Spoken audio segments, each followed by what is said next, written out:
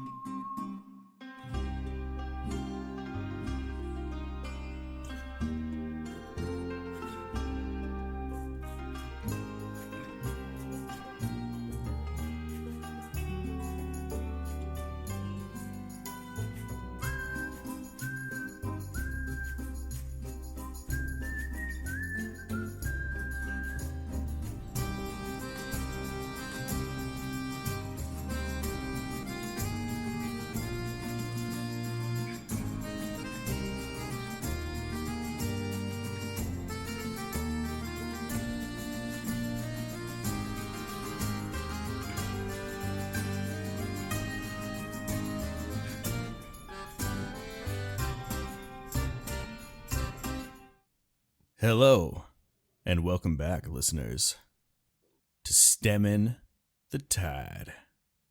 That's right, we're back. Episode 100 continues tonight. You know, I was just thinking the other day, DVDs, we all had them. You remember those things? I sure do. I sure do remember them. I don't know that I actually owned any. A kind of video disc that was digital, yeah? Duncan, you're onto it. Yeah. Now, guys, I don't know if you remember, but if you fell asleep and or got drunk and woke up, the title screen would just play the same song over and over and over again. Are there any songs in your life from DVDs or other media that are just burned into your memory? Cam, go. GoldenEye N64 just absolutely will always be the number one banger. Just does not miss. Like, I've heard trap remixes of it that still like get the people going. Like, it just chef's kiss. They didn't need to go that hard, but I'm glad they did. Yep. I believe you're specifically referring to the pause music, right? Yes. Yeah. Yeah. Okay. Pause music's I tight. wholheartedly agree. Yeah, that's a good Never one. played GoldenEye. And back in the day, like, music files had to be so small because the cartridge had such little memory that they were all like at the most 12 seconds long. Well, not really, but you know. On that note, I was playing a lot of Final Fantasy Tactics recently. I don't know if you played much Final Fantasy Tactics, but you spend a lot of time in menus, and every menu in that game has the exact same music. And if you've played that game, you just had a fucking panic attack. I like the fact that Dunk tied it all together with "on that note." I really appreciate that. Hey. Hey, I haven't played Final Fantasy Tactics. Is it worth it? Oh my god. Okay. I mean, it's really, really good. It's really, really RNG heavy. For the second time, RNG. I stopped playing it about 10 years ago. It's rough RNG. Like, there's a certain points where you can really fuck up and save in between battles, like a bunch of sequential battles, and I fucked up 10 years ago, stopped playing because I had to start it all over, and then I made the exact same fuck up like a week ago. And I am just anybody that knows the Wheatgrass fight when you're underground and fuck you. I've done the exact same thing, and it's why I've never beat Final Fantasy Tactics. I saved it there, could not get out, and just put it down and walked away forever. Yeah, That's hilarious. I was playing a mobile game that I downloaded, and I actually spent some money on a mobile game for once, and I did the exact same thing. I saved in an impossible situation, and I'm just like, well, I'm never going back to the beginning. I'm not going to do that intro again. Fuck it. Yeah. I was never been able to get into the isometric style, like turn-based games. I've never been very good at them. But on the Final Fantasy theme of this topic, Final Fantasy VII is my favorite game of all time. I love even all of its cheesy peripheral games, and I regularly get those sorts of songs stuck on my head. I played that game an unbelievable amount of times when I was a kid. I just on rinse and repeat, and just that opening.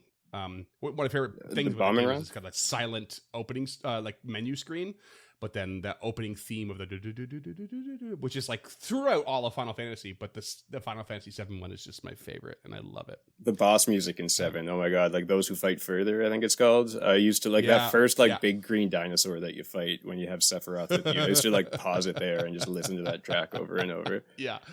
There was my little brother growing up. We were playing with action figures and stuff, and he would try and sing that song while playing with his action figures. But he would be like, down, la, down, la, down, la, la, la, down, la, down, la, down, la, la, la. And anyone who knows that song, it's just the funniest thing. It's a good song, but he would ruin it, like running around the house. I'd be like, stop singing the song, you've ruined it. James? I'd be remiss if I didn't give an honorable shout out to the Halo chorus. Ooh, yeah. God, so good. Yeah, that's another so one. good. You got everyone on that one. Yeah, That one's a classic. It has to be Doom as my favorite one, like the original 1993 open menu first level song, like that metal ass chiptunes. thrash that they had to make. Yeah, they had to make it fit on a shareware floppy drive. It's my favorite game, or one of my favorite games, and that song is up there. But I will be walking through everyday life, and I will just hear the Pokemon battle music. Like, it will just start playing in my head, and it will not be triggered by anything. Just, it's like a ghost sound that sometimes I just hear that you're about to enter a battle, red, blue, silver, and gold. That sound effect, I hear it all the time. James, are you sure you're not just making eye contact with people? No, I don't make eye contact with anyone if I can help it. When you make eye contact with a stranger, it invites them to have a conversation with you, and that's not what I want. Yeah. So, and like, I'll be playing the games. Like, I frequently replay the games now, and I'll hear the battle music start, and the battle won't have started. Like, it's actually just a ghost sound that my brain puts out sometimes. Like, Oh wow. Like a burned-in image on an old CRT screen, James just has the Pokemon battle music going on all the time. That's legitimately how it feels some days. Like some weeks are worse than others, but yeah, it's just a sound that exists somewhere in the dormant subconscious of my brain that just plays randomly every now and again. I want to study your brain for science. A creepy old man didn't like hand you a Pokedex years ago and is waiting for you to return, huh? Actually, now that you mention it. Yeah. Oh, jeez. I should probably feed him. Oh boy. Oh, cool. A shout out, as my answer, is there is a Final Fantasy composer, and sorry if I butcher this, Soken Masayoshi. And he did some of like the really famous Final Fantasy songs, and he went on stage in this huge like performance, and there's a grand piano behind him, and he's supposed to be performing one of his like most iconic songs. And he goes out there with this like these two instruments called, actually I don't even remember what they're called, but they're like fake saxophones.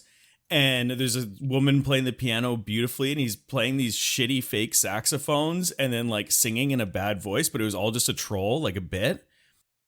And the pianist is like looking at him like, what the fuck is going on? And it is a hilarious video. So check that out. And then my other shout out is to the DVD menu when you're past that title screen and you're just trying to watch that DVD logo smash into the very edge of your screen. Oh, hell yeah. I spent many a hungover morning staring at that.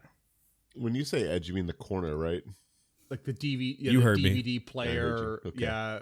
Yeah, it would like Screen bounce saver. around like the old Windows screen. You're hoping you'll hit the corner, yeah. If you were hungover enough, you could like feel the thing hit the side and it would always in your head. 100%. Yeah. Speaking of hitting the sides, what's coming out of this pit, Freeman? Oh, hey, whoa. We haven't even Speaking of listening asked to them yet. repetitive and boring things, hey, Freeman, why don't you take it away? Oh, take a can. I'd give you a hero point if you all weren't stocked up.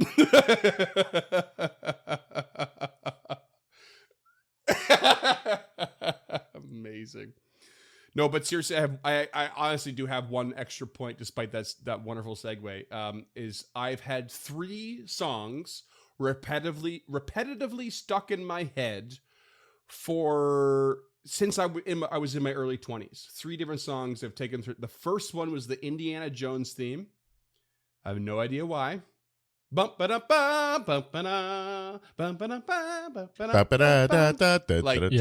that was stuck in my head for years. It got swapped out with Old Lang Syne, which was so stuck in my head that I went and found the original Gaelic lyrics and learned them at one point, just so I wasn't going out of my mind. And that has Just so you weren't going out of your mind. And that was most recently in the last 2 or 3 years switched out for "Oh Danny Boy," which is still stuck in my That head. fucking sucks. I love "Oh Danny Boy." It is a I'm glad you're still alive, Freeman, because I probably wouldn't be. No, those are the 3 songs. It is That's so it. good. That's all you need. And who knows what the 4th will be? But it's like since my early 20s, I'm now in my mid to late 30s. 3 songs always in my head, just taking turns. I'm just never gonna try to do a segue again. We're not good at it, so It was good. It was setting it up, but don't step on my motherfucking toes, Cam. Oh, I was more talking about Freeman like coming over both of us, coming off the top with just like, actually, I have 3 more things to say. oh, by the way.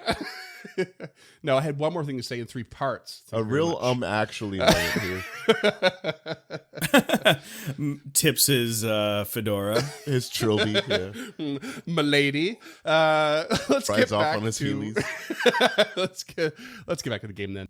Most recently, you have just witnessed the proper final bit of the recording core that you had found on Raphael's body in this crazy library room, this circular pit in the center. And as the recording core shuts down on that note of, what was it? we can't be talking about the Delarice, like that crazy sort of sudden reveal. There's this resonance in the room as it shuts down, as if the room sort of remembers this moment. And you can feel it sort of bounce and tingle across your bodies. You can feel the hairs and goose pimples raise on your arms. And you suddenly see another image that's not being produced by the recording rod and the core. And you see this staff-wielding sort of man at the edge of the circle opposite you. And he sort of walks up, and it's the same sort of ethereal, spectral kind of vision of the rod. He steps up to the edge and kind of looks in, and holding his staff out to one side, arms kind of spread wide. He looks down and deep, and then just falls forward into the hole and just drops with full confidence into the black depth. What? And just as he does, the room pulses and responds again. And you see something else that makes you very much, like the hairs on everything stand up, especially for Arthur, because it is the very obvious outline of Raphael on the same spot, standing there looking down, scared as can be, and looking down and wondering how the hell he's going to make the drop. And just as he edges 1 foot over, like he's dipping his toe into a cold pool, you see the image of a guard just walk out the back room and go like, "No, hey, no, don't do it." And then it scares Raphael, who just turns on his heel and just falls backwards in a panic look, like, "Ah!" And just like comically falls into the pit following the original image. And then the whole room just settles and all of the spectral images disappear. Wow. Okay, clarification, real quick. So the first thing came off of the recording, and then the other two essentially seemed like that, but it was more spectral, and that was nothing to do with the recording, correct? Yeah, it seems as though because the recording gave you extra while being in the space that it was recorded, it seemed to have this resonant connection to the room, which then seems to have given you other memories connected by the same type of magic that seem to have been held within the room. Did you all see that? Yes, I did. And there's a lot of reason to just run and jump into the pit right now, I think. And what would those be? Well, it seems to be the way forward, because we know Raphael did not die here, because his body was bloodied, brought to us at your club, correct?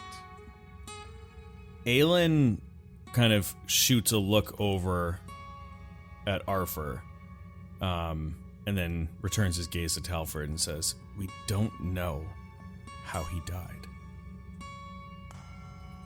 I think it's in character enough that Talford would have looked over Raphael to see how he died. You did at one point look over, and he had very similar wounds to what you experienced from the strange hound creature that attacked you. Oh, bitch. Okay, sorry. Scratch all that from the record. But keep it in the edit. You're right. He must not have perished. But there might be more to it. We should be careful.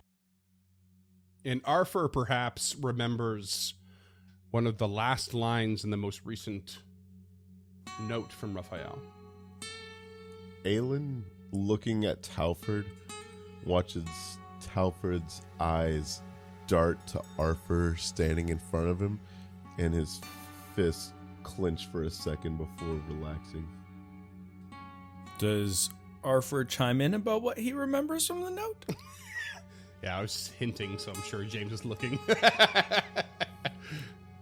First thing Arthur's going to do is throw up a detect magic just to see if there's anything in the neighborhood that he's not aware of. Like, obviously, this is a magic book well, but is there anything in beyond that? You know, he's trying to filter out that particular magic. So he'd be looking for some sort of like evocation or enchantment for like feather fall or something like that. Right. Yeah. Sure. Yeah. So yeah, the obvious the whole of Foray Logos is just rife with magic, as you know. For those who might get the reference, it's like an extreme version of Hogwarts Castle. Like there are just hidden treasure troves and passages and everything built within this mega structure that are impossible to fit in, and it's kind of like just brimming with that sort of labyrinthine kind of magic. So trying to remove all of that, is a bit difficult, but you do actually detect a sort of safety mechanism built into the well for anyone who falls in. Of course, why wouldn't they do that? However, it most recently coming in here, you saw it was under maintenance. They're building a rail because apparently people have been recently going in a little bit more than usual, so they still wanted to prevent any recovery or something like that. Yeah, you detect some sort of safety measure built in. Krugga, being the only one with dark vision, would like to take a peek down there and see what he can't gander. Oh, it goes much farther than your dark vision could ever imagine. Even if he squints real hard? Even if he squints real hard. God, the desire for time, like, I'm fighting my own intrusive thoughts and not just push Krugga in the hole right now. Like, goddamn. Okay, so Aelin is just going to begin to kind of walk away from the group. And what do the walls of this room look like? I know there's books down below, and I see some pillars in the circular room. The walls are pretty clean. There are pillars all around the circle, yeah, and there is some sort of fancy lights, and everything's kind of decadent, and the floor is, this covered this beautiful, like, leaf-like but almost fiery imagery as well. But otherwise, the books are all in the pit. None on the walls. No shelves on the walls. That's where I like books, being buried in a pit. Arthur will touch one bulk or less. He will reach up, pull the bow from his back, touch it, cast light upon it, and look to his companions. The last line of the note said, "But plunge you must." And he will step off the ledge. As he's about to go, Aelin is like, and just reaches out, and he just slips away into the darkness. Well, not in the darkness with his light, but you watch Raphael just fall off and just go straight down the hole and just fuck.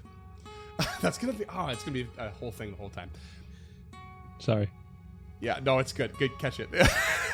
Yeah, and you watch Raphael. Fuck! God damn it. Son of And a bitch. Talford watches Raphael leap off the side. Just watches fucking Raphael. God. Oh my God, you. Hang on. Okay, that was Talford too watches. good. It was. Talford watches Arthur step off the side, takes a deep drag of his cigarette, flicks it off over the edge, and jumps after him to catch the cigarette. So just so I get this straight, Talford threw a lit cigarette into an endless pile of old dusty books. Love it. This is the energy I needed today. Talford and go, fuck. So just after Arthur drops into the pit and Talford follows shortly, yeah, you just see like the quick descent into the blackness, and just eventually whatever light is on them just disappears, and then same with the cigarette, and Talford just gone. It's not long. It's just very quick. It's a very quick drop. As soon as Arthur steps off the ledge, Krugga is going to start counting to himself in what he thinks are perfect seconds, but they are not. And he's going to get to how long, if he waits like 10, 15 seconds. Or 1.5, 2 3/4. That's thud. And after what I'm guessing is 1 Otari, 2 Otari, 3 Otari. Let my boy cook. Why y'all keep talking over him? and then realizing he doesn't know how to count, he steps off. Aelin just watches them go, breaks the fourth wall, and says, "A leap of faith," and then drops down. Good one. You all fall into this black pit.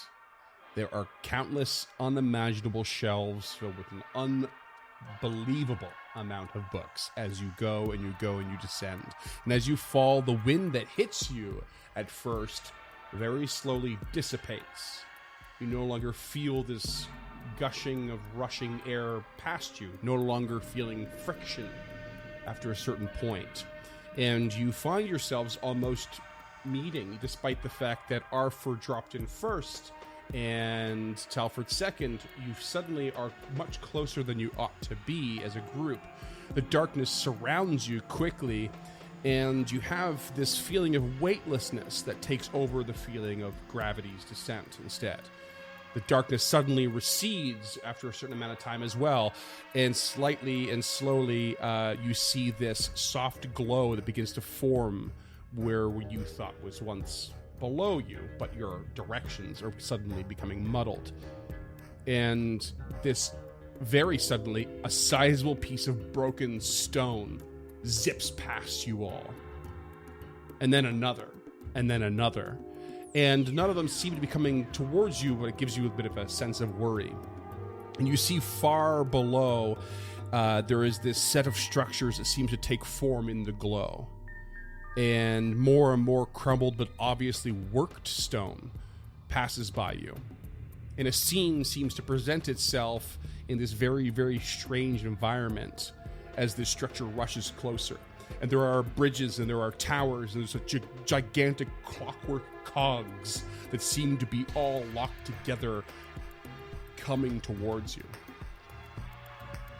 And there's this intense glowing light that seems to usurp and display everything. This is when you see a small figure upon one of the pathways ahead. The stones keep coming by, and you can hardly tell if you are properly descending or if this strange and twisted space is racing towards you. And whichever it is, suddenly you begin to slow, and a platform along a bridge seems to position itself for your eventual landing.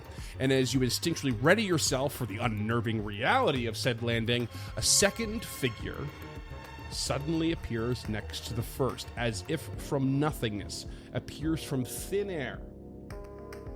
And the first figure, a man holding a staff, robed in elegant Osiriani garb, the one that just sort of turns quickly to see the one that appeared next to him, one that is dressed in a motley array of colors, an elaborate head wrap and a head wrap around its head and a kerchief around their face.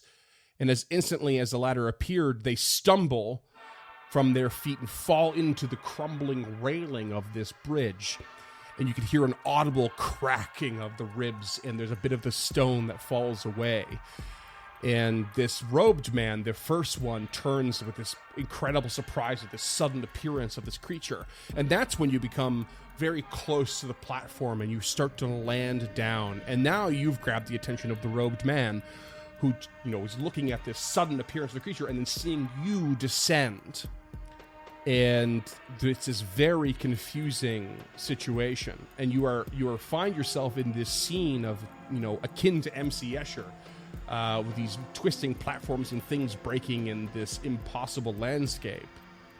And you see the robed man standing with a straight and confident posture, staff in his hand, but apparently no need for it as an aid.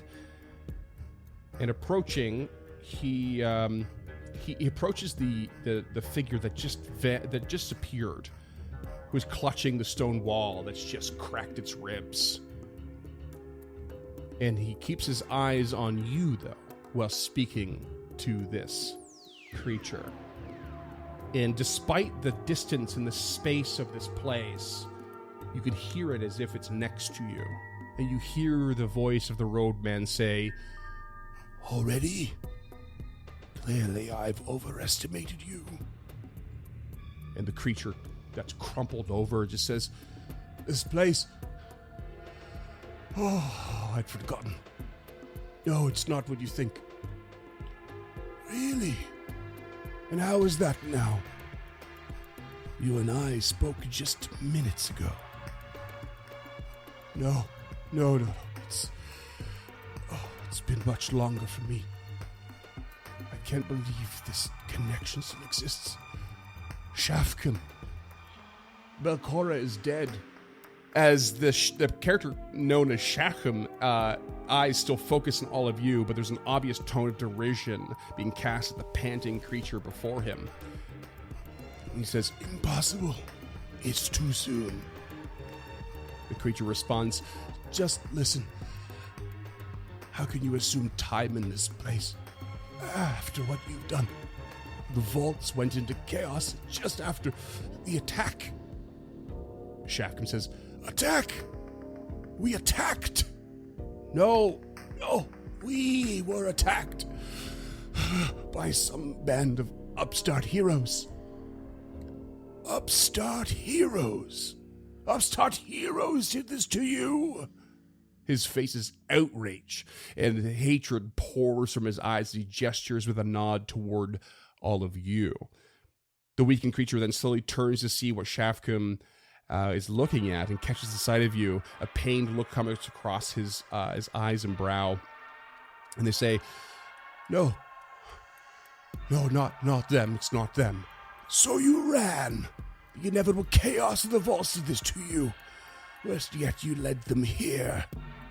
I knew it was a risk to trust you. Who are you upstarts? What makes you think you can interfere here, now? He says to all of you. Two things. Yeah.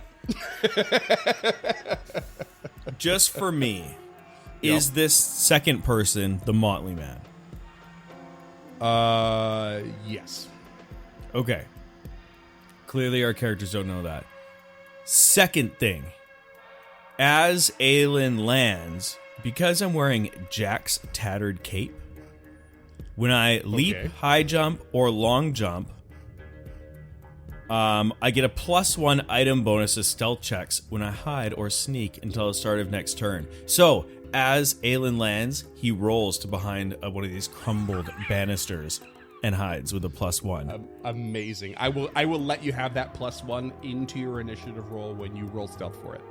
Amazing. That's so good. I'll never use it, so there we go. Hero point you can't use. But across from this, quite this chasm, like, you know, you're 140 feet away or so, but you can hear this everything around you is filled. It's basically blackness. There is blackness as far as you can see in any direction other than this strange infrastructure that doesn't make sense. And 140 feet away or so, you hear this like it's next to you, like you're having a conversation with someone right in front of you. And Shafkin has now addressed you. What are you doing here? And is accusing you of being said upstart heroes that the Motley Man has warned him about.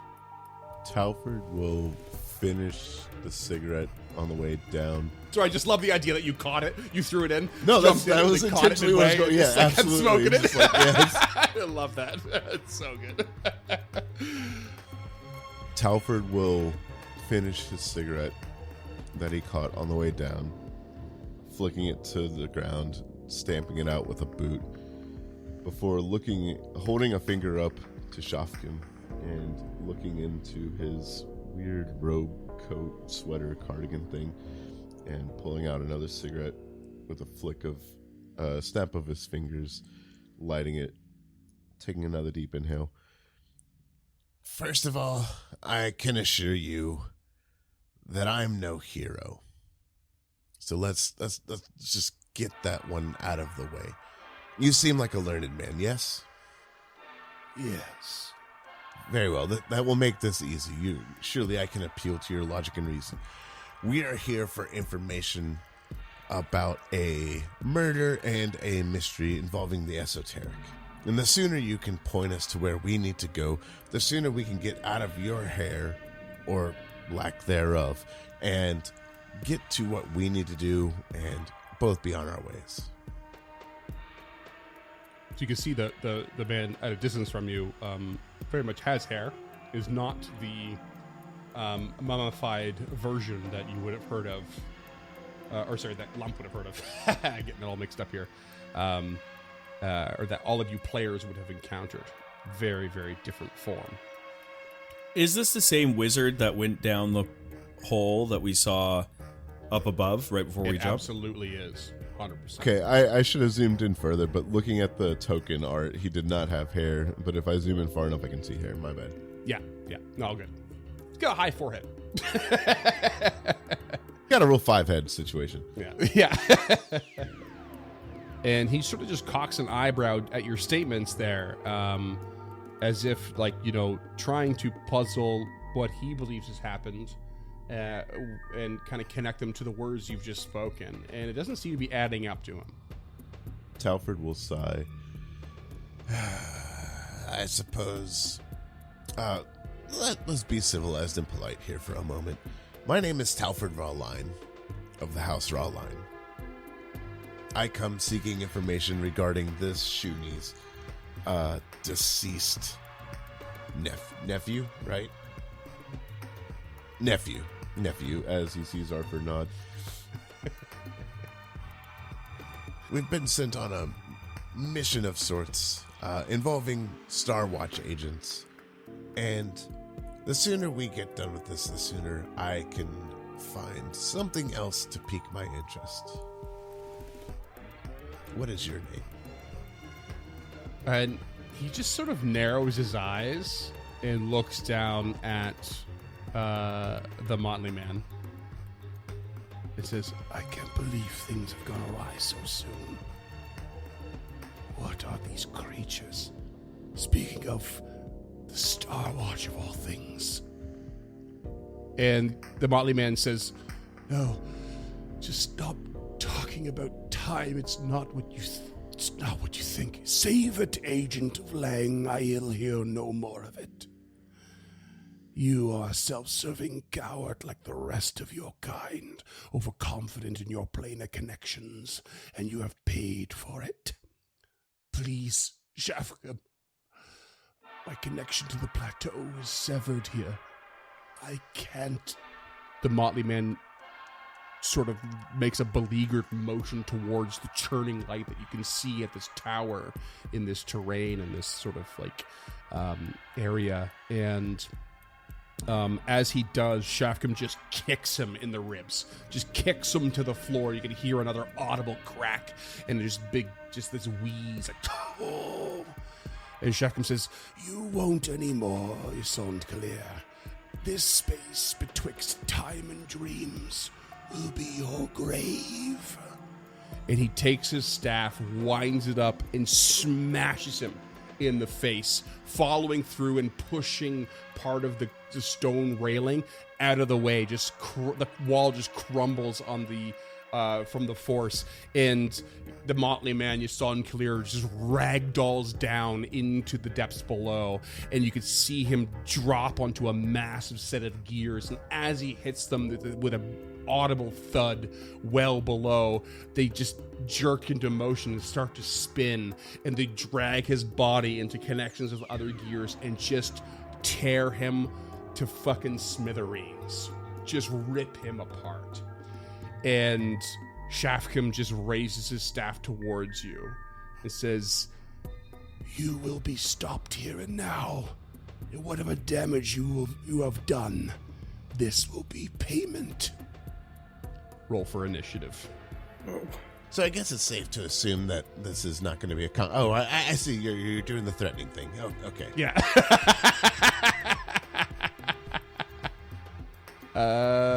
All right, let's do this. Let's get some initiative. Telford, you were prominent in that. What'd you get? Telford rolled a 15 for a 30. All right. Krugga, taking a back seat. Krugga, seeing that guy go flying, will have a 29. Shouts out, "Oh, there's some evil machinery down there. It could be a literary device." Oh, son of a biscuit. I believe that's called foreshadowing. Aelin? Also a 15 for a 30 with my sweet little +1. Oh, a little +1. Okay, who's got the higher bonus on that? Players can just choose between each other. It doesn't go down to initiative modifier. Wow, we've Oh, always done it by shit. initiative modifier, so... +14. 15. Yeah, so you go. All right, and finally Arthur? Arthur got a 23. 23, okay. Arthur probably reasonably distracted. I mean, a cleric, but also probably reasonably distracted. No goat coup to help out at this long distance map, and just dove in after the shadow of his nephew. In top of the round 1, Shafkam's turn, who spends an action summoning a creature with summon entity level 5, or rank 5, I suppose. And on the bridge, a little bit ahead of you, pops up this creature. Oh. Ooh, yucky. This big-mouthed, big-toothy, purple-tongued creature with 3 barbed tentacles and 3 weird legs. And there's like eyes on the tentacles, just pops out, and just this big slobbering mouth, like, and stands between you and Shafkam now. I got some books to take back upstairs. And that's going to be Shafkam's turn. Talford, you're up. Talford takes the hand holding his cigarette and takes a deep inhale before... I thought you stamped it out already. I lit another one. Oh. Another one. Of course you did. A chain smoker. Talford is not... This yeah. episode sponsored by Philip Morris. Anyways, we'll remove the hand from his cigarette and start shaking it, just slowly at first. Just pa, pa. You can kind of hear the fingers clacking together before you start seeing this viscous gel, fleshy, lipid momentum building up around it that eventually flicks to the floor, and you see him cast Spectral Hand. Oh, okay. And then last action is going to go ahead and cast Shield on himself. Okay. So semi-corporeal hand just like appears next to you? Yep. Okay. Aelin, what do you got? I would like to move my token 5 feet forward here, as I expressly said he moved during that whole landing. That's fine, yeah. Okay, so I'm behind the banister at the top of the stairs, and I will delay. Okay, delaying. Krugga? Okay. This is a really big fucking map. It's a big map, yeah. Very different than the usual. All of this braggadocious shit I was saying about the speed of this monk is just really not seeming too impressive right now. You still got a 40 speed though, right? Oh yeah, he's got, but I mean, you don't run in all by yourself and then be all by yourself and get completely murked, Yeah. so. Let's do a recall knowledge on this thing. Okay, on the creature in front of you. Give me an occultism. Ooh, actually not too bad in occultism. Actually, a really bad roll in occultism. That was... You got loads of hero points. You want to spend them. yeah, I'm going to hero point that. Even worse with a 6 or 13. Nah, you don't know what this thing is. It's got a mouth. It wants to feed. Yeah. I'll give you this, actually. Given the weird properties of this room with sound, I'll actually give you a little extra something else. You can already smell from this distance a really brutal stench coming off of it, and you think that when you get closer, it's going to affect you. Oh, it sounds like it smells terrible. 40 feet stride to the north, and he will enter the dragon stance. Dragon stance. I love it. Arthur of Erastil. Arthur, with his first action, is going to free action. He's going to lick one of his toes, hold it out to try and get a sense of any wind in this area. There is none. There is none.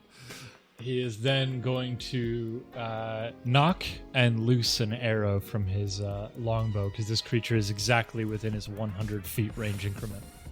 Longbow, baby. I love it. Okay. Hell yeah. That is a natural 20 for a 32 hit. Baby! That's obviously gonna hit. Give me a crit damage. Holy shit. 31 points of piercing. Ooh, Yeah, baby. Amazing. That's a lot of damage. 31 damage. Bam! You pierce this thing and it just starts to wriggle and scream like, ah! Just like the tentacles and the tongue are like writhing all around all of a sudden. He is then going to whisper into the shaft of his bow. This is a reaction with a mental trait. Be calm, friend, as he activates the pacifying trait of this +1 striking longbow. This is a DC 20 will save, or you are pacified, and pacification is a -2 to attack rolls that are non-lethal for 1 minute. Attack rolls that are non-lethal or that are lethal? Aren't non-lethal. Are not non-lethal. Aren't non-lethal. Okay. 16. I rolled Hey! terribly. For the next 6 rounds, you have a -2 to attack rolls that are lethal. Wow. Yeah. Ooh, what a turn. Holy shit. Yeah, that was sick as That's fuck. only... You still have 1 action left, don't you? No, I've got 2 actions left. Oh, you got 2 actions left. God damn it. Yeah, that's 1 action and a reaction. And then he will whisper into his bow again. With the power of Erastil, come up behind. And behind this creature is going to be this ethereal green bow as he casts Spiritual Weapon. Hey. Yes, there it is. That's a lot of damage. All right, 2 action cast that, and it gets to attack right away? It certainly does, yeah. Oh. I believe this has the map -5. And you have the range to do that, to cast it in that spot? 120 feet. Perfect. Brilliant. That's an 18 to hit. That is a miss, I'm afraid. Hero point. Hey. That is also an 18 to hit. Turn over. Meant to be. No. Okay, I do like the idea of Arthur getting there, licking his paw, and it just gets a little bit wetter as he holds it out. You just see drool come off his paw Yeah. until he grips that bowstring. That's going to be top of round 2, unless you want to enter in here, Aelin. No. Nope. Okay. And the creature that's there is now going to move forward and heading towards Krugga. And it actually is going to move twice. It starts barreling its way towards Krugga, and that's going to be its turn. Whilst Shafkum disappears, vanishes before your eyes.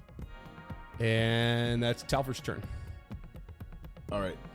Talford will stride forward 30 feet to be southwest of Krugga, and then is going to cast. Is going to unleash Psyche, and is going to cast an amped imaginary weapon at both the creature closest and the same square that he last saw Shafkin at. Okay. And it is going to be slashing damage. So I will be able to make 2 imaginary weapon attacks through amped imaginary weapon. So Okay. first one, plus 12 is a 21 to hit the creature closest to me. That's a hit. All right, and then it is going to be 38 points of damage. 38 points of damage. Yeah. Big ol' hit. Yeah, you slash this thing, it starts screaming more and writhing around. Okay, and then same square as Shafkin. Okay. Oh god, that was real bad. That is a 3 for a 15. I'm gonna go ahead and hero point that. Wait, Okay. actually, does you it? still have to do it. You still have to do a flat check. Yep. Okay, I'm not gonna announce what I just rolled. That is a 13 on the flat check, Okay. and then a natural 20 on the attack roll. Ooh. That's that smooth skin. That's that 5d8 plus 10 crit damage. Hot damn. That's 42 for 84 points of damage. Jesus Oh my God. Christ. Oh my God. Oh yeah. And you Oh, hear an big audible. Oh yeah. No big deal. Yeah. Fucking right. Can you just quickly walk me through how you're able to do that in two different spots at the same time? Like, Spectral Hand allows me to deliver touch spells at range. right. So that's why I can imaginary weapon at But range. you don't have to. It's not like the old mage hand where you don't have to put the hand somewhere. The Okay. hand does have to move. The hand does have to move. Yep. Okay. So if the creature closest to us has attack of opportunity, they can absolutely destroy the hand before this goes off. So you had the hand next to you. The hand was next to me. It can move 120 feet and around. Right. So if I'm within 120 feet of Shafkin, which I am, You are. Yeah. then I can attack the Utyug, and then the hand can scamper on along to deliver the second part of the imaginary weapon, because it says, let me read it off verbatim. Amped. You form multiple force weapons to lash out at multiple foes. You make 2 imaginary weapon strikes, each against a different target. Your multiple attack penalty doesn't increase until you've made both strikes. Hot damn. Meow. Diggity damn. Freeman, you did it to yourself. The action economy doesn't account for the you moving and then striking and then the spectral hand moving and then striking again. The spectral hand is not sustained or anything like that. It's just a spell. Here you go. Here's your hand. Go deliver And it's touch amped, spells. right? It is no. The spectral hand is not amped, but the It's kind of imaginary why weapon is. I'm wondering about it, but I'm not questioning it too hard because I know it's amped and I don't know psychics very well. So I'm like, I So assume the like amp this made this it is all definitely ridiculous. in the gray area because Yeah. I don't know if they accounted for this interaction of spectral hand allowing you to reach out and touch face 120 feet away for a spell Right. that's ostensibly touch Right? Yeah. or melee. I mean, whatever. I'm allowing it because we're having fun here. Yeah. Thank you. I appreciate But it. it's just cool. It's just cool. Aelin, it's your turn now. You wasted a whole round. Delay. Is Aelin even contributing here? No, Oh, God, he Krugga. is. He is moral support. I like to think he's like, "Fuck you, Talford," and Talford just gets angrier, and that's what fucking sets him Yeah. over the edge to critical strength. Good news! It doesn't like being attacked, he yells, well, running at it full speed. He's just gonna go straight up, and hopefully it doesn't have an AOO, because he's gonna try to stride around to the top. Okay. The northeast corner is exactly 40 feet. Oh, I need to. Sorry, I need a quick fortitude save from you, please. Oh yeah, that thing stanks. That What's thing the range on the stinks. stink? Because it might matter for me. It might actually matter for you. Yeah. Let me just. What's the double range check. on that stank? How foul that stank. Yeah. Talford, roll me one as well. And that's gonna be the second hero point of the day, because that was a natty 1 Okay. I got a 26. and a 21. Okay. 26 and 21. You're fine. You're both fine. But it is a 40-foot aura, just so you know. So that's that big. Oh. It stank. Smells like gym socks, and I love bad cheese, he says, well, striking out. Well, he's going to attempt to knock down. Long story. Attempt a knockdown, 2-action knockdown. So first will be an unarmed dragon tail. Unarmed dragon tail. Go. 19 to hit. That sucks. That's a miss. And let me just double check my knockdown here. That's it then. His first attack didn't hit. No trip. Worth a try, though. Arthur? Oh, it's Aelin time. Hey. Okay. Round and a half What later. do you got? So, popping out from behind this decrepit, crumbling banister, he comes flying down the stairs, double moves to be within flanking of Krugga, Okay, forward and save, will please. Fine. It's when you enter the aura. Ooh, I will hero point that. Man, this thing has a pervasive stink. It is killing us. Ooh, even worse. So that's a 12. Okay, you are sickened one. I rolled a 13 and a 12, listeners. Instead of plugging his glad nose, you he weren't- opened his nostrils. Just glad you didn't critically fail. That's all I'm saying. But you're a sickened one. That's true. And then he will strike out against this off-kilter? Wait, what is it called now? Off guard. Off guard. Off-guard opponent. Close out. Off kilter was Starfinder. 28 to hit. That hits. And that will be 8 points of damage, brutal damage, with the elven curved blade. Doesn't matter because you slice into this thing as it's flanked with Krugga, and as you do, you see blood splatter, but then all just disappear as this summoned creature vanishes before your eyes. Ooh, Aelin, you didn't do anything this common. So Yeah. sensitive. You ganked the kill. Got it. Kill stealing. Kill's a kill, baby. Oh wait, actually, probably edit that out. I'm sorry. That was Count I it. had a gamer moment. Leave me alone. And that brings us to Arthur Rastel. GG, me. With no particular target. Yeah. Is this aura of stink? It's gone. Does he still get whiffs of it? Okay. So first action will be to move 25 feet up the stairs, and then. So what I want to present to you is using the seek action. So traditionally, the seek action is only a 30-foot cone, but since we've already established, at least flavor-wise, that sound travels in this place or doesn't travel, or this is a folding dimension, I would like to use the seek action targeted at this general area with his I knew shoony you'd use that ears. against me. Yeah, I'll allow it for sure. You just not only did you see the Shafcom disappear from that spot, but you also saw a flash of this imaginary weapon in his spectral hand attack a spot, and you heard an audible noise. By all means, give me a seek. It's a 25. Yeah, you are reasonably sure Shafcom is in the same spot. Okay, that is also within that 120 feet, so he will last action sustain, move the spiritual weapon up next to him, and attack with it. Okay. Attack roll and flat check, please. Flat check is a 4. Okay. Miss. Yeah, I'll use spend the hero point. Okay. Hey, keep the economy moving. That's an 11. Flat check. Okay, flat check 11. And what was your attack roll? 22. Still a miss. You strike air with your spiritual weapon. That's his turn. Okay, that's your turn. And then from said space, you hear an audible verbal component being cast out. And then nothing. What? Talford, you're up. Greater invisibility? Oh, let me just double check.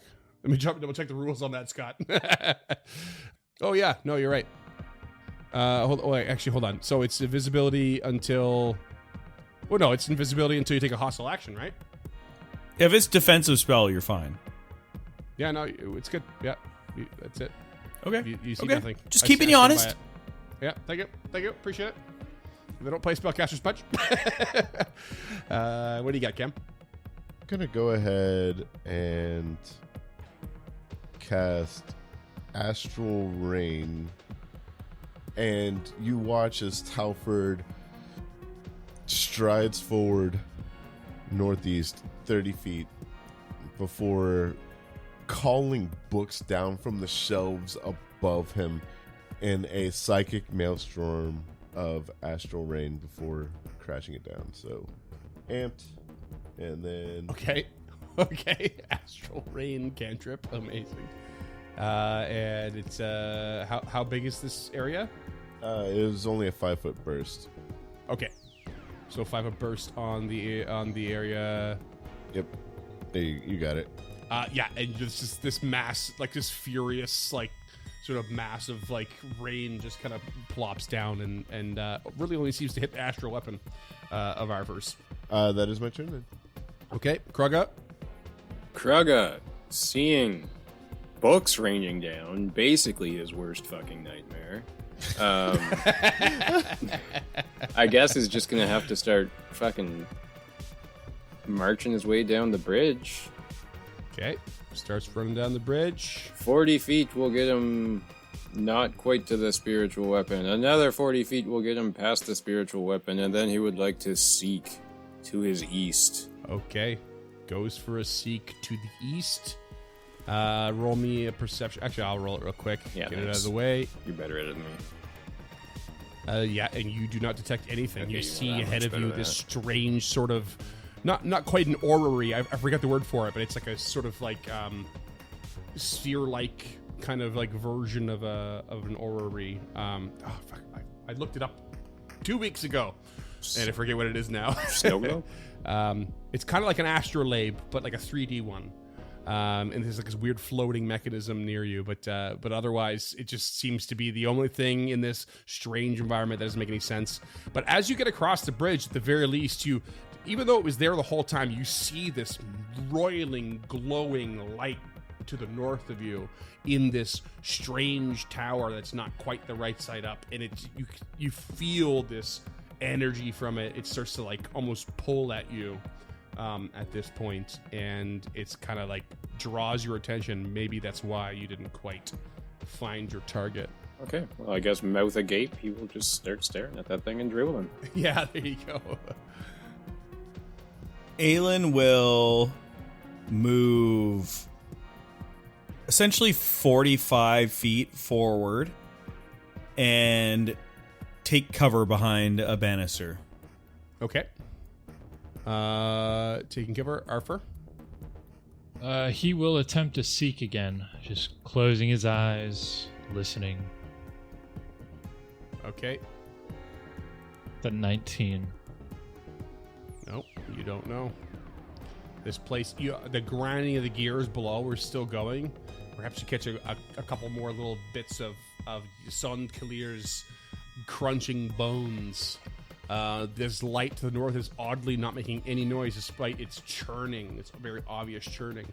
But you mostly just catch the hurried footsteps of your comrades. Okay, he will sustain the spiritual weapon and attempt to hit the same spot that he thought he was in. Shafram was in last time. Okay. It's a 5 on the flat check. And a 30 to hit. Hey. And it's a miss. You don't hit strike true. Did Freeman just say a 30 missed? The flat check. He's not there. The flat check missed. The flash check. Okay, okay. Got Yeah. Cam's panicking. I was deeply worried. Back up the pit. Back up the pit. Last action, I guess he'll attempt another seek. That one's a 30. Still no idea. Same deal. It is possible that our quarry has retreated, friends. I do not hear him any longer. I see. I don't. Continue forward.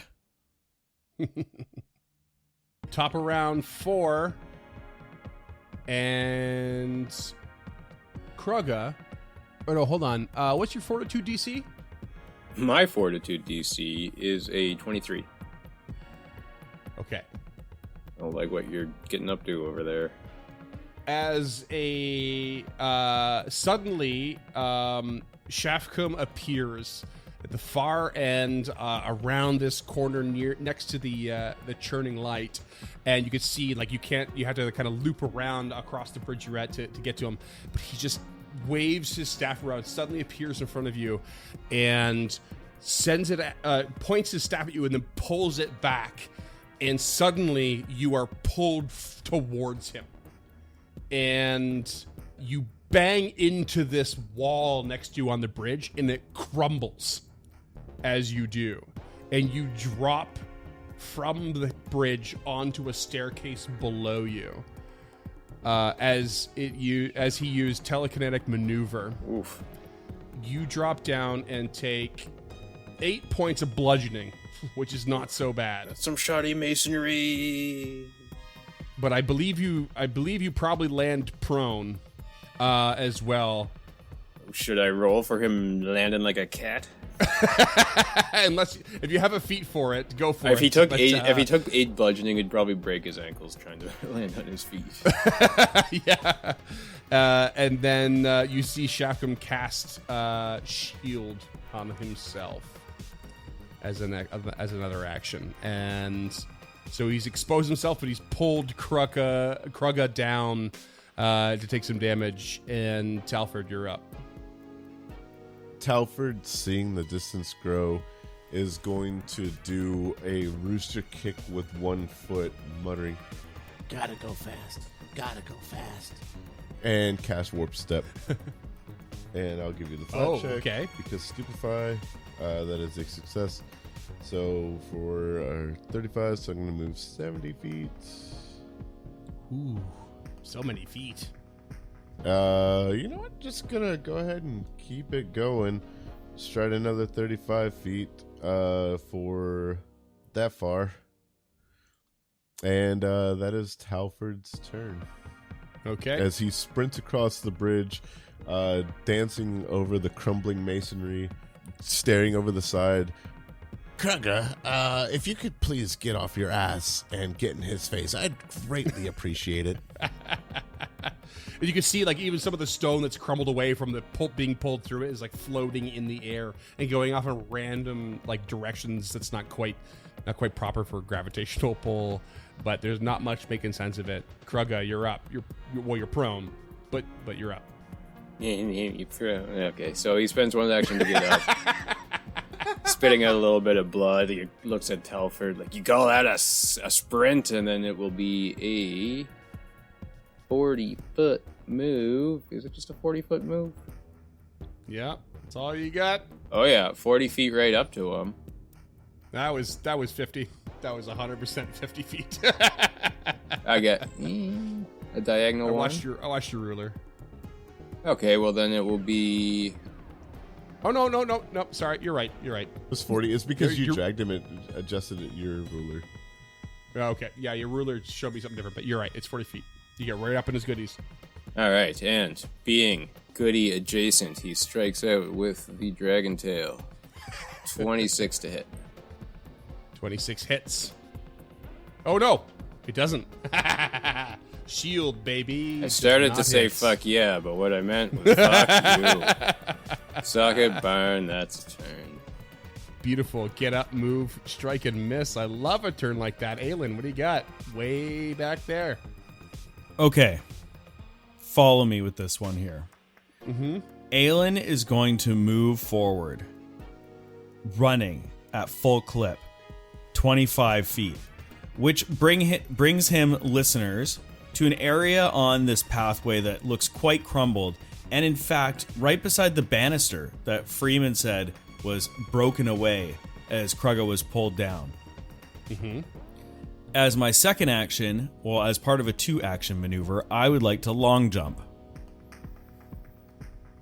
So Okay. I've strode at least 10 feet, and then now I'm going to make an athletics check, and whatever I roll underneath my movement is how far I go. Okay. 19. So I'm going to assume make that's... make that a 20 because you're actually no longer sickened. Ooh, even better. 20. So he will come flying through the air 20 feet and land on that lower staircase. Okay, you're still going to take some fall damage. That's okay. Let's do this. But because you're jumping deliberately, I'm not going to make you drop prone. I'm never been really good on the rules in this. We almost never cover this kind of stuff. But you're still going to take like 15 damage. It's everything is deceptive. It's not as far or as close as you think it is, and you drop farther than you expect. You take a good hit, but you land, knee down, bump it, and it hurts. But you are ready to go. Worth it. And then he continues to move up the stairs, running 25 more feet. So he's within 20 of the guy whose name I can never pronounce. Shafkham. I was glad when he was gone back to Osirian because I never had to fuck up his name again. No, so we gotta bring him back. Yeah. All right, Arthur. Arford, first action, he's going to hustle 25 feet up those stairs, seeing his companions make a move for it. Don't. I'm on my way.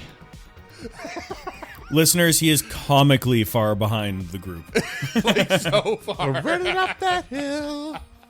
At least 160 feet.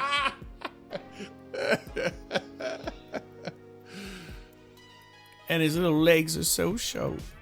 Second action, he's going to sustain the spiritual weapon and move it the full 125 feet away from him.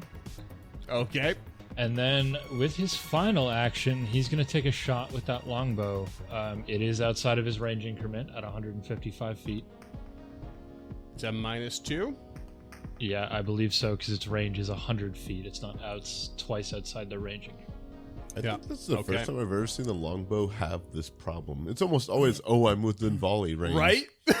Yeah. It's amazing. I love a big map. Also, spiritual weapon didn't make it all the way to the enemy, too, which is hilarious.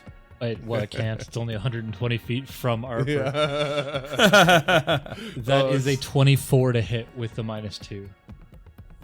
No dice. Zips past Shafkam's head. All right.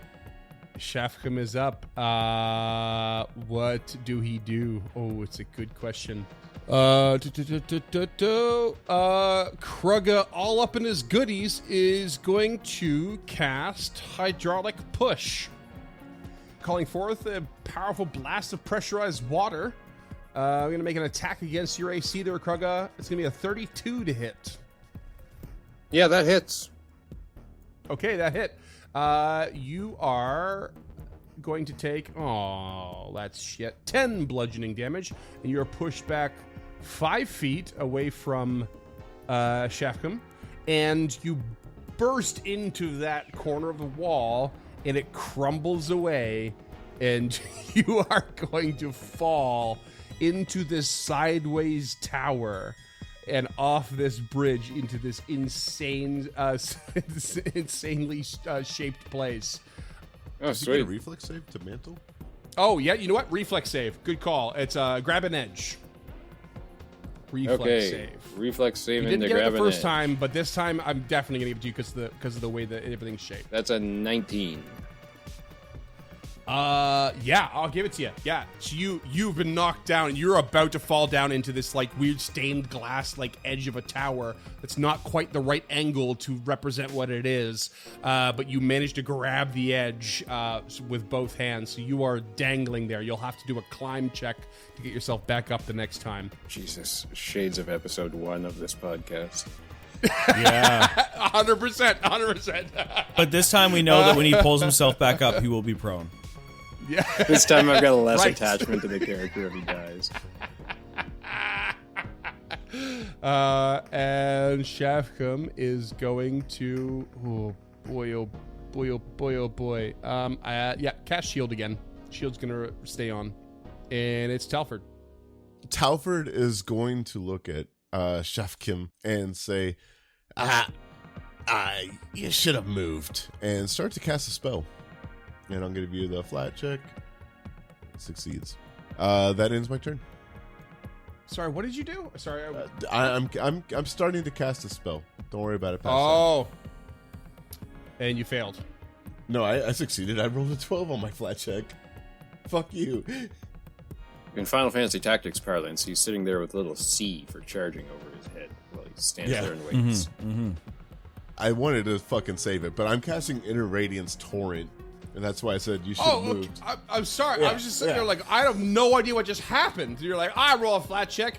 That's my turn. To cast and a I'm spell. like, huh? Yeah, no, I thought that in the interview I said I'm going to try to cast Inner Radiance Torrent again. So I made the flat check for Stupefy. I am very sorry I didn't review your interview before the session.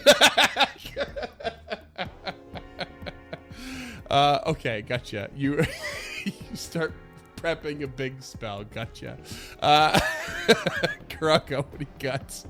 Yeah, you're gonna have to do a climb check here to get yourself up. Oh, hell yeah, he's going to have to do a climb check here I'm to get thinking you do all himself kinds up. of extra actions. The climb is acrobatics or athletics? Acrobatics. Athletics. Oh, thank fuck. 29. 29, that you're totally up. That might even be a crit. Does a crit make you come up without being prone? Scoot, you called it out. I don't remember, but yes. I feel like, yeah. I don't How think you dare end up you. prone while you're climbing. It is, grab an edge here. Success, a critical success, I think you would just get up. So I think you're all right. I think you climb up, you're good. You have 2 actions. Go. Okay, so climbing on to the platform. Krug is going to run up to the north of Shafram. That is as well as I can roll an R that doesn't exist in the name, and take No an Rs. unarmed strike extra R's for grr. Extra iron. 17 to hit. I'm going to use that last hero point because All right. 21 to hit. That's a miss. Okay. Wow, you're rolling bad. Yep. Yeah. That was worth the wait. All right, Aelin. Aelin sprints up the stairs, thus entering off. Oh my god, I'm never gonna remember this. I'm just saying, You're in a flanking position. yeah, off kilter in a Making- flanking making- position. No, off guard. Nope.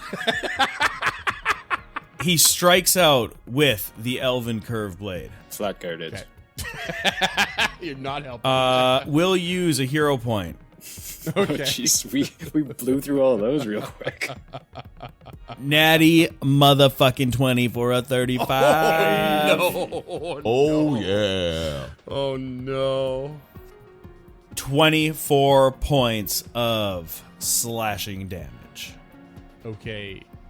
Sneak attack? No. Oh shit, yeah. You're a rogue. Don't That's forget you're right. a rogue. This is not a telekinetic projectile here. Right. Because Was that a Freudian slip, or were you deliberately making fun of? Oh, no, Scott? I said it on I I legitimately can't tell anymore with our group because I fucking say it, a telekinetic projectile now. I stumbled over a projectile. and that is going to be. Okay, it's been a while. You Do I it too. double? Yeah, you double it too. 12, an extra 12. All right. Oh man, massive slice, huge amount of damage. That's crazy. Okay, and then now for my last actione, I am going to attempt a perception check to sense motive against my foe's deception DC or a hard DC of the foe's level, whichever is higher, to use predictable. Okay. So, essentially what that does is, so 24 against your deception DC. Is it a beat? 24 against my deception DC. It is a meat to beat. Okay, so I deduce the gist of a target strategy. Oh wait, I'm sorry. Hold on. 10 plus my, right? And if I don't have one, it's just my charisma modifier. No, it's critical it's success. not. Nope. It's a very hard versus your CR. So like level DC. So let's say it's 5. It'd be the level DC for 5 plus very hard, which is +2, I think. Off the top of my head, I don't remember. I'd have to. Oh, okay. So I'm not doing it like a PC. Level based DCs. Okay, so what CR is the creature? 8. 8 would be a 24 off the top, and then very hard would make it even harder. So Okay. 24. Damn it. So that makes it a 26 DC. Son of a biscuit. Is very hard the same as hard? Because it only says hard, not very hard. Anyways, fail, I suppose. So I do not discern the target strategy and gain no benefits. I'm like checking out his moves. I'm like, okay, he's going to do this. No, he's not going to telekinetic projectile. He's doing it himself. End of my turn. Okay, Arthur. Arthur is going to start by hustling another 25 feet. So many. Oh my god, I forgot how far Arthur back is still back there. Oh my god. He'll sustain the spiritual weapon. Yeah, the big mouth's actually a bit of a pain. Okay, so it's in that space. I can't get it to center or go into the other corner. That's fine, yeah. Doesn't matter. And then he will attack with the spiritual weapon. Okay. It's a 16 to hit. That's a miss. Okay, and last action, he will take another pot shot with the longbow. Still outside of the range increment. That's an 18 to hit with a -2 is a 16. Also a miss. Yeah, I didn't think a 6 on the die was going to do it. But Oh, you had a big opener, but yeah. Not helping you here. Glad we didn't fight Mummy Shafram, because apparently would have kicked our asses. And Shafram is going to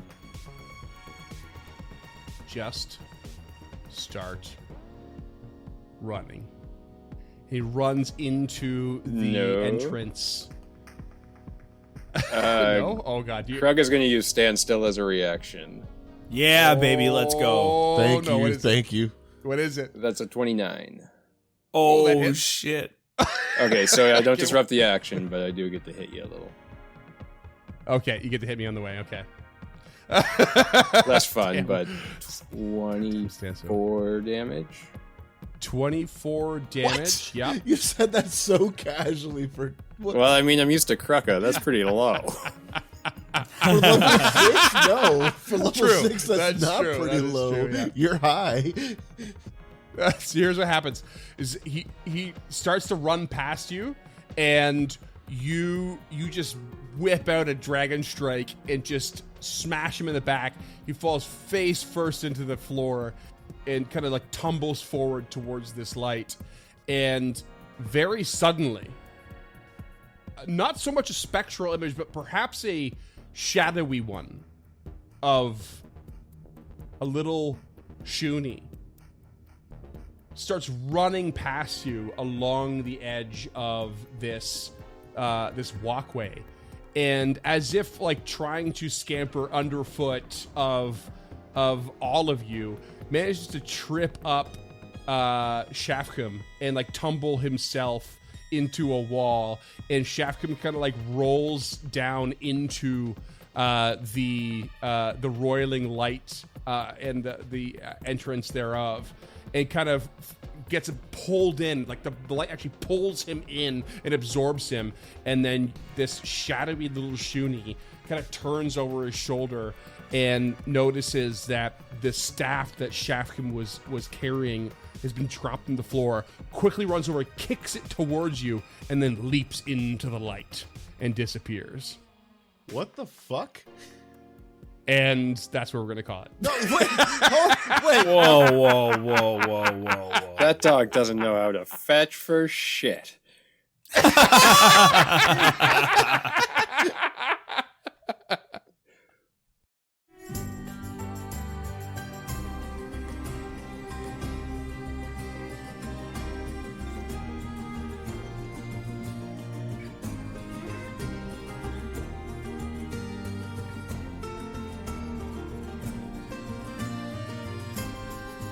Stemming the Tide is an actual play podcast of the Adventure Path Abomination Vaults, and is produced by the Uncharted North Network. Stemming the Tide uses trademarks and/or copyrights owned by Paizo Inc., used under Paizo's community use policy. We are expressly prohibited from charging you to use or access this content. Stemming the Tide is not published, endorsed, or specifically approved by Paizo.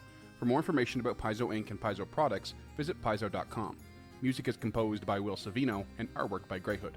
Stemming the Tide is recorded remotely using Foundry Virtual Tabletop. If you wish to connect with us or support this project and projects to come, we can be found at unchartednorth.ca, patreon.com/unchartednorth, and on all major social media platforms. Links to all credits can be found in the episode description and our website. Thanks for tuning in.